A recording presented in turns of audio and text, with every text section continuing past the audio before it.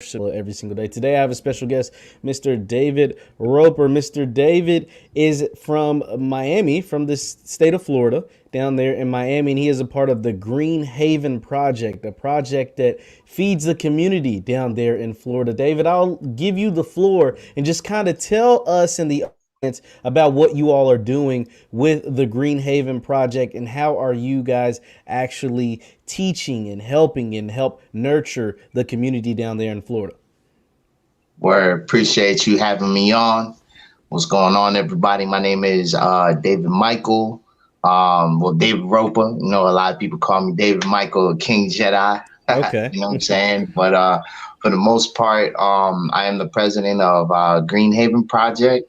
And basically, it's a nonprofit organization where we teach young adults, the youth, and pretty much at this point, anybody that want to learn how to grow their own food. We also grow food with the community, and all the fresh produce that we grow, we give it back to the community for free. We don't charge anyone anything at any given day based off of our scheduling.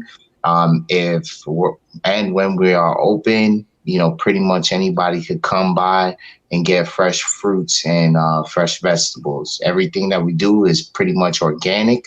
We don't use any pesticides, any herbicides, and anything that we plant. Everything is basically from the mud by hand. And yeah, man, that's pretty much it with that. And then we also do homeless plant-based feedings as well with the same food that we grow. Teaming up with catering businesses and stuff like that want to donate their services and time to help out the community once a month. And yeah, man. Yeah, David. So what you guys are doing is awesome, by the way.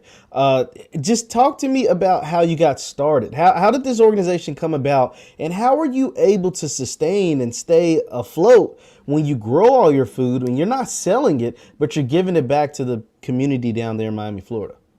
Yeah, so Green Haven Project started with a few of our founders, you know, and friends as well. And, you know, pretty much how I started originally was off of Google and YouTube. I was watching this mini documentary from the brother Prodigy from Mobb Deep, rest in peace. And he was talking to a therapist pertaining to his diet due to the fact that he had sickle cell. And he was, you know, talking about how he had to change his dietary because of that. And then once he started doing research, he started talking about, you know, the genetically modified fruits and vegetables that Monsanto was pushing. For anyone that does not know, Monsanto is a company that has been banned in 30 different states, not states, but countries at this point. America is not one of them. They have a ton of lawsuits against them pertaining to not only their workers, but people that want to ban them in America due to the fact that a lot of the stuff that they produce isn't healthy at all on no level. There's a lot of herbicides and pesticides in their the chemicals that they spray onto the fruits and vegetables. And one herbicide, I believe, I can't remember the name of it because it's so long, but one herbicide and pesticide gives brain damage in children, you know, so it's crazy. So, you know, for the most part, I began to do my own personal research on everything that he was talking about. And as I continue to dive in more, I realized that this is a problem. And not only that this is a problem, but it's a problem within our community due to the fact that, you know, a lot of our Black and brown communities are considered food deserts. You know, and for anyone that does not know, a food desert is basically an area that lacks nutritional food in it. So when we say things like, oh man, you know, there's a liquor store on every corner in our neighborhood. There's a, fast food joint in our area, on every corner. There's, corner stores that are not owned by us on no level, in our area with processed food in it. That is considered a food desert. Meanwhile, the supermarket that would probably actually give you nutritional food isn't even in your area. You have to take your money and go out of your community to access these different spaces, such as yellow markets and vegan restaurants and Whole Foods and so on and so forth. So for a single mother that lives in the hood of America, one of the hoods in America, you know, she doesn't have any transportation. She has a few kids. You're making it difficult for people to get access to those things, because most of the time, especially after a 8-hour day, you're not trying to hop on the bus to go outside of your community. You're going to go to what you know. You're going to go to that McDonald's around the corner. Yeah. You know what I'm saying? That for that $1 cheeseburger that, can be, given to your child. Meanwhile, unfortunately, fruits and vegetables that are organic cost a little more. So you're not going to even think about that, because already we've been programmed to believe that, a lot of the stuff that we consume that's organic and healthy is expensive. Yes. So for me, it was like, instead of complaining about the problem, complaining about the issue, just begin to create solutions. So that's what we chose to do. And, unfortunately, within our areas, I chose to give it back to free for free, because we don't have a lot of those spaces. So what would I look like coming in the middle of the hood, you know what I'm saying, and being like, yo, I'm finna charge everybody for this. It's like, nah, man, yeah, and it does take sacrifice, but then again, it is for our people. And sometimes that's what we need to do. We need to sacrifice and be humble and understand the problem and the issues authentically, without any ulterior motives or hidden agendas, and just do the work. We are a nonprofit organization. So, when it comes to funding and stuff like that, that's what my grant writer is for. You know what I mean? And there's plenty of grants for that. And, we also do accept donations and so on and so forth. But for the most part, if you have everything in order and you have everything in place and you manage the money properly, you can get a lot of stuff done, and that's what, my main mission is as well, to show that, hey, this can be done within our own communities without any effort, as long as you know what you're doing, and you have that knowledge. That's awesome. That's awesome, David. Once again, I'm talking to David Michael of the Greenhaven Project. Be sure to the thumbs up button, like, share, subscribe. Now, David, what you guys are doing is awesome, because I live in the city of Louisville, Kentucky, and down in the west end of Louisville, where I grew up, where I'm from, it is a food desert, right? You have one store, right? One store for like a 20 block radius, right? And then, or maybe a 40 block radius. I don't know. It's for miles on end in the west of Louisville. But you got a Taco Bell on every corner. You got a McDonald's on every corner. You got a Dollar General or whatever. But I understand exactly what you're saying about those food deserts, because there aren't many options. There's no Whole Foods in the hood. There's no vegan restaurants. There's no alternative to the fast food lifestyle, to the processed food lifestyle, and things like that. And that, quite frankly, is killing our people, man. That's killing ours worse than you know what I'm saying, than the deadly virus. I'm not gonna say, but it's killing us way worse than that. How important has health and has being conscious about health? Is that something that's always been prevalent for you? Like, is that something? I know you said you learned about it from YouTube and Prodigy from Mobb Deep, but is being healthy and eating right and providing like that, has that something that's always been to you, or is that something you learned over time? No, no, not no, sir. You had to, it took a lot of, deprogramming, if that Mm, makes sense, okay. and reprogramming the mind to understand that there's a lot of things that have plagued our community for a long time. One of them has been our dietary, way back since, from slavery days, dealing with our ancestors when the slave master would just give them any and anything, to eat. And, you know, here in the South, one of the prominent things, such as chitlins, Hmm. was a thing that, was fed to us,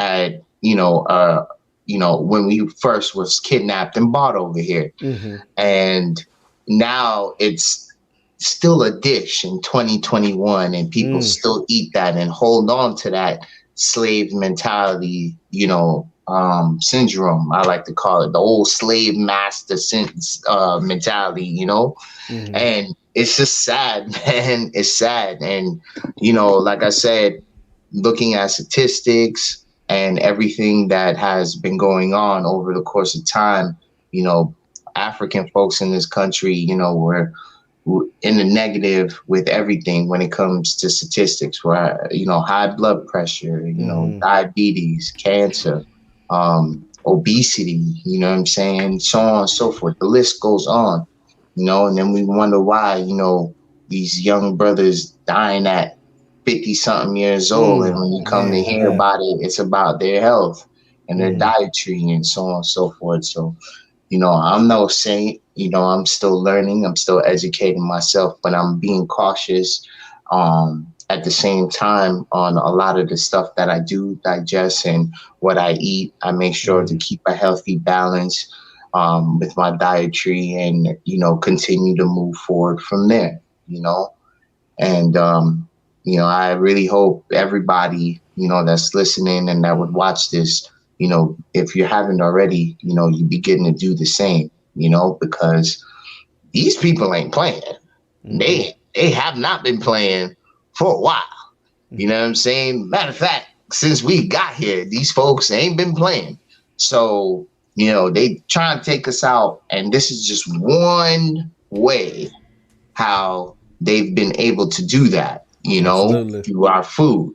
The water, well, that's a different story. You know what I'm saying? But definitely the food has been a detriment to our community. It's systematic racism. There is no secret. I mean, we all see it, whether we like it or not, whether we want to talk about it or not.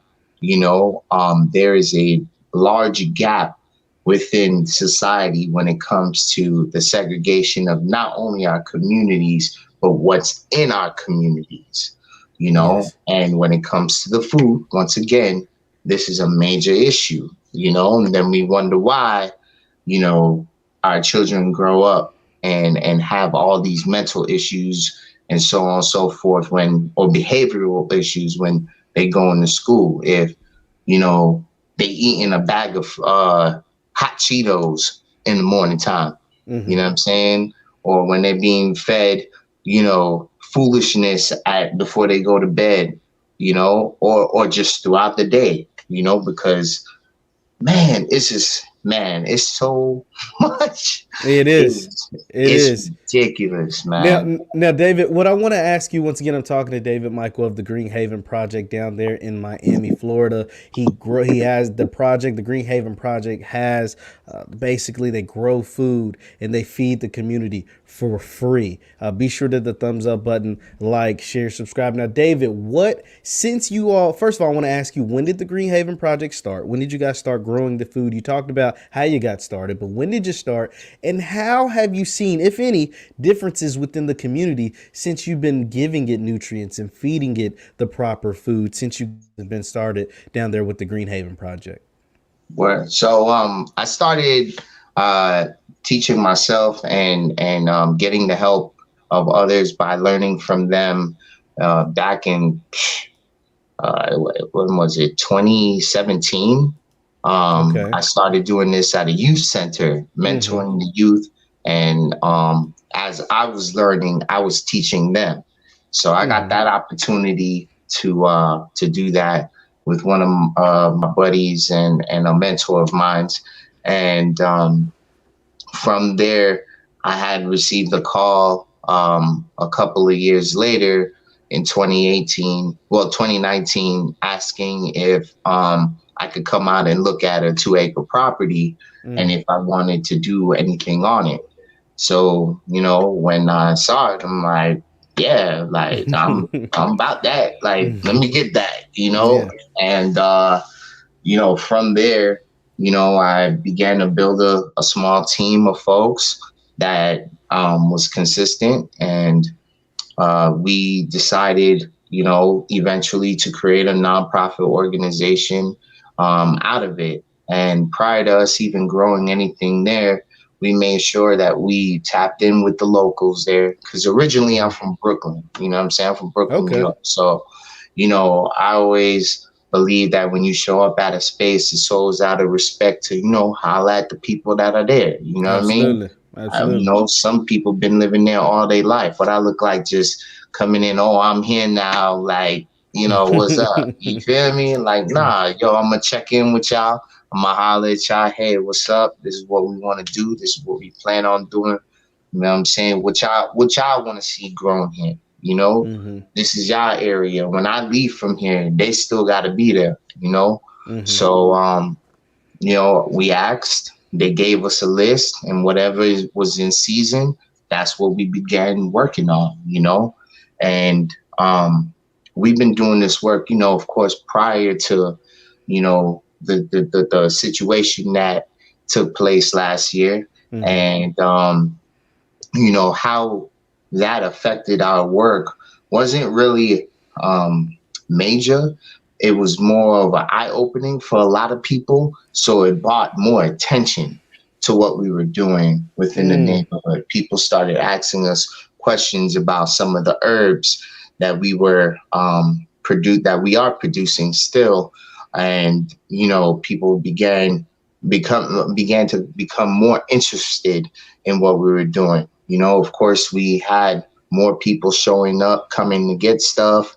As far as fruits and vegetables, we have containers where we store not only canned goods, but hygiene, clothing, sneakers, Mm. water, a little bit of everything. So we don't turn anyone away. And we had all kind of people coming to us, from people that were houseless to people that were living in homes, but they didn't have anything, due to the fact of job loss, or, all of a sudden, their hours are getting cut short. So more people became more receptive to, what we were telling them and what we were teaching them. More of the youth began to come out, and wanted to be more interested in, doing the farming thing, and for me, I always believe that, if you want to reach the youth, you just got to make it look cool. You feel me? Oh, yeah. You know what I'm saying? Mm-hmm. You got to make it look like, hip. You feel me? Like, this is the cool thing to do. So they see me grilled up and, what I'm saying? Like, Yeah. what's happening? You know what I mean? And they're just like what? Like, Yeah. you doing Yeah. this? It's like, yeah, bro. Like, this is it right here. And then you break it down to them where it's like, yo, you could take this knowledge and go anywhere with it, and you be good. You know what I'm saying? You don't gotta rely on, this man. You know what I'm saying? To feed you. You could feed yourself. You know what I'm saying? And not only yourself, but your friends, your family. You know, people that you love and care about, because that's where it's at, And I tell folks all the time, yeah, a lot of people think, oh, revolution is, what I'm saying, guns up and, rushing something. It's like, nah, bro, like you're missing a few details, Mm-hmm. because in the end, you could have 101 soldiers all day. Y'all could be armed to the teeth, but guess what? When that war over and that energy is drained and they hungry. Now what? Like who's doing what? Who's cooking? Who's hunting? You know, So it's we have to start thinking of, as a whole, the reality of the conditions that we are actively in. We have to Mm, start thinking about who we are as a people, and what and how we are viewed, you know what I'm saying, and what our views are, internally and outwardly, because, there's a lot of things happening in the world. Meanwhile, you got people all across the nation doing a goddamn crate challenge, so I don't know, bro. I mean, it's just messed up. But you build with the ones that choose to build, and you build with the ones that see what's happening. absolutely. So Absolutely. You can't save everybody. I mean, that's the right, thing. And I get it, but the ones that are coming out and are being a part of the Green Haven project, that are taking the advice that you're giving them, that letting that are listening to what you're saying when you talk about feeding yourself. I mean, at the end of the day, you can have all the money in the world, all the power in the world, but if you're not healthy, that means nothing, right? Like right. if you're not Health is healthy wealth. and you're not there to see it through, to be with your family, to be able to, you know what I mean, run a mile. Like you said, we see all of these famous people who are rich, who are famous, supposed to have all this money, dropping dead before their 55th birthday, dropping dead before their 60th birthday. And last I checked, being 60 years old is not very old, right? Like I Right. don't think, men should be dying, black men should be passing away, dying before they turn 50, dying before they turn 60. I mean, that's insane, but we see it every single day. Once again, I'm talking to David Michael of the Green Haven Project down in Miami, Florida. They're feeding the community literally for free. Now, David, this thing is so cool. So with those 2 acres that you spoke about with the property, what are some of the things that you all are growing? I mean, does it depend on the season? And if I'm someone at home that may have some land or may have a few extra dollars and I want to get started on, growing something, how do I get into that? If I ask you that, what steps do I need to take to make that happen? Yeah. So for the most part, if you want to begin to grow your own and you have the space to do it, I would suggest that wherever you are locally at, begin to tap into working on looking at things such as your climate, Mm-hmm. knowing when um, like there'll be a chart to where you'll know when you'll be able to grow within the area that you're in. Mm-hmm. So like prime example, uh down here in Miami, most of the time we can grow stuff because of the climate. Mm-hmm. Now the only time that we don't really grow anything, but we choose to anyway, is during the summertime because it's so hot. Yeah. Some of the stuff may not survive, but we don't have the issue of like, winter, or Yeah. like it getting cold during going into the fall, or whatever the case may be. We pretty much have decent weather year round. It's either it's hot or it's hotter, so Yeah. so for the most part, I would say, just build off of that and then see what kind of fruits and vegetables you can grow within that climate, because everywhere is different, you Mm-hmm. know. The same stuff that could grow down here might not be able to grow in Atlanta, and Mm-hmm. then vice versa. So it's all really depending on where you're at, unless you go the route of maybe creating a hydroponic system, as far as, doing it indoors. But that may take a little bit more money because you have to create the atmosphere in Mm-hmm. order to grow whatever you're trying to grow. And then, of course, you would be using chemicals and pesticides. That's not my forte. So I can't really speak on it that much, but I do know the basic necessities to begin doing that. It's going to cost you a little bit of money to do that. Mm-hmm. And if you do want to go the organic way, I would suggest that you don't do that. You just wait until you're able to grow whatever you could grow within your area. But down Absolutely. here, for the most part, we've like as of right now, and what we've had in the past, we had watermelons, cucumbers, what basil, oregano, eggplant, okra, sorrel, What else? What else? What else? Bananas, pigeon peas, Wow. peppers, carrots, onions, sweet potatoes, Seminole squash, um, cherry tomatoes, collard greens, kale, dinosaur kale, African blueberry basil, callaloo, spinach. Wow.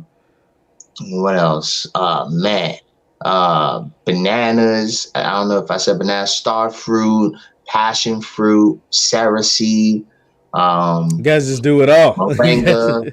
You guys Yeah, are doing it all, man. You guys are yeah. doing it all. You guys are killing it down there at the Green Haven Project. You said something really interesting earlier. Once again, I'm talking to David Michael of the Green Haven Project. Be sure to hit the thumbs up button, like, share, subscribe. You said something earlier, and I find it very true. And you're not the first person I heard say this. Dr. Charles Cole, who comes on this program sometimes, he talked about if you want, the youth to be into something, you got to make it look cool. And it's crazy. It's ironic because Dr. Cole also wears a grill and he's a doctor, right? Like he's really into education. And he talks about, he's like, yo, I wear grills, I wear Jordans, you know what I mean? Like I dress like how you would dress. I just happen to have a doctor and I love education. I also love to read books, right? And I also love to do this. Yeah, you do all those same things. You just also happen to be, growing food and can actually like grow your own food and don't have to go to a supermarket, right? You don't have to go to your oppressor or whoever to feed you, right? Why is that so important? Why is it that find it that, hey, it makes it more relatable to the youth if you kind of almost look like them and let them know, like, hey, I come from the same person you come from, but I also happen to do this. Why is that so important, would you say? Well, I say this first, because I am where they come from. That's Mm, first and foremost. You know what I'm saying?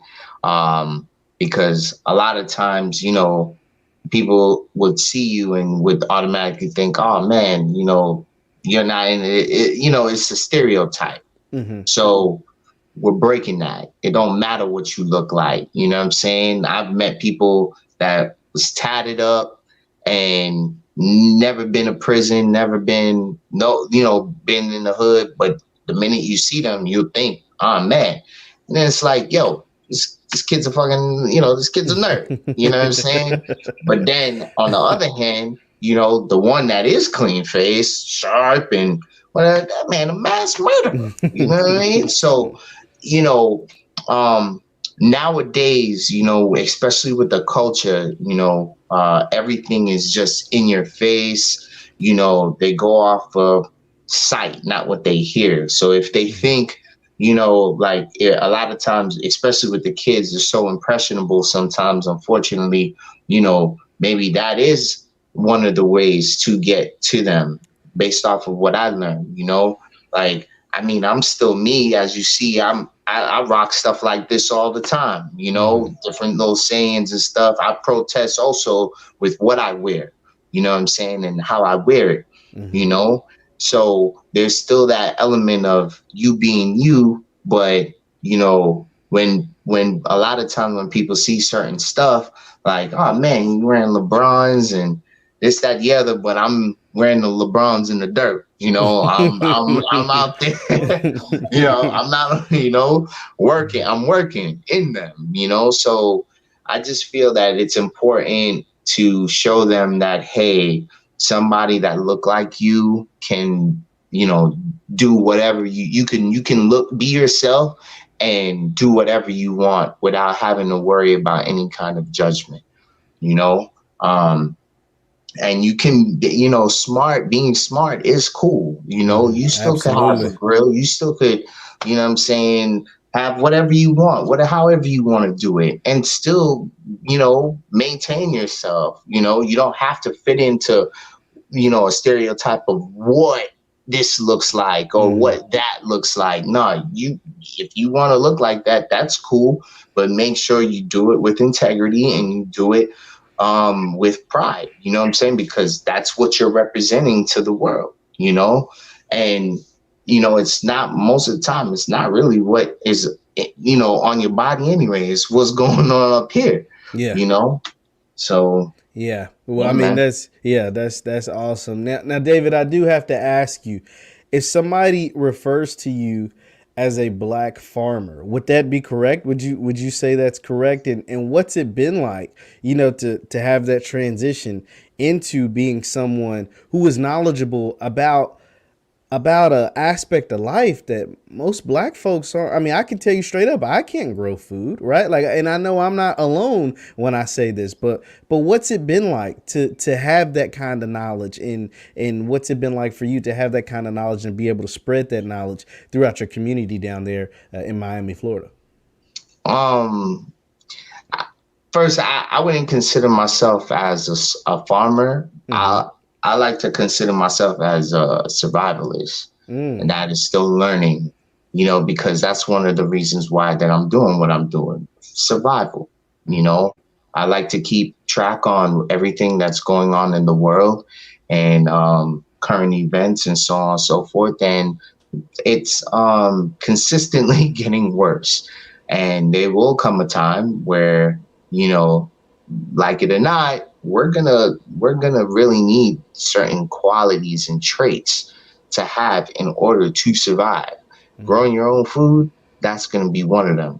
So even if I don't see it, I know my daughter that's on the way, she'll have that knowledge, and her brothers and sisters will also have that knowledge, and everyone around me, that is learning from me will also have that knowledge if they want it, and if it happens in my lifetime, I know that I will be okay to get off the grid and be in the woods somewhere in a cabin, hanging out, chilling, Yeah. because I feel there's not really a lot of black farmers. I think the percentage of black farmers is 1.3%, Wow. and one of the major things in order to do what I'm doing and what other people are doing across the world, you got to have land. And Mm-hmm. of course, in America, if you don't got the money for land, you don't have anything. You know what I'm saying? Land is the name of the game when doing this stuff. So, you Mm-hmm. know, there will be ceilings. I've been already going through that, because we don't own that land. We're just leasing.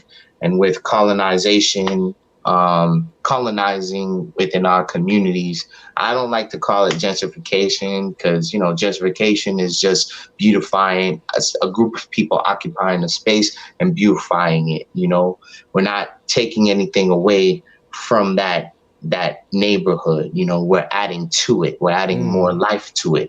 Okay. Colonizing a spot is basically, taking the people Yeah. that live there, You just taking deboing them somebody out, for the stuff. Yeah. and it's like, oh, this us now. Yeah. We live here now. So that's what we see all the time. Colonialism. Yeah.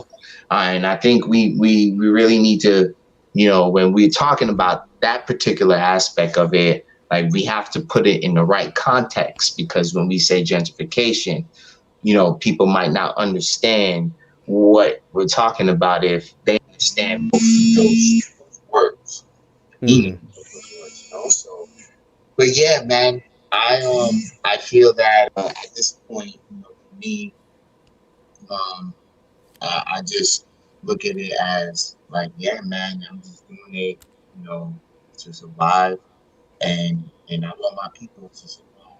You know, I still have a lot of work to do in order to call myself a farmer, a black farmer. You know, and I guess that goes with saying with anything really. When you continue to read up on something, the more you realize that you don't really know anything, because Mm-hmm. man, there's so much to learn. It's Absolutely. ridiculous. And for me, I'm doing it in a time frame where it's in real time. It's like hands on. Mm-hmm. Like there'd be times when I don't really know something, and I don't really choose a particular person to listen to. If I have an issue, I just type it in my phone, and bam, there it is. Now I'm doing it hands on. Yeah. In the hot sun. You know what I'm saying? So it's like it's a that even in itself, just being out there in that sun all day, man. It's, yeah, that's a mission, boy. It's crazy. And some people can't handle it. We haven't got, like, thank God we haven't had folks pass out, or get, heat stroke or whatever. But, you know, I understand a lot of people can't handle that sun. And it took me a while to, build the endurance to be out there, to teach myself, on my own how to farm.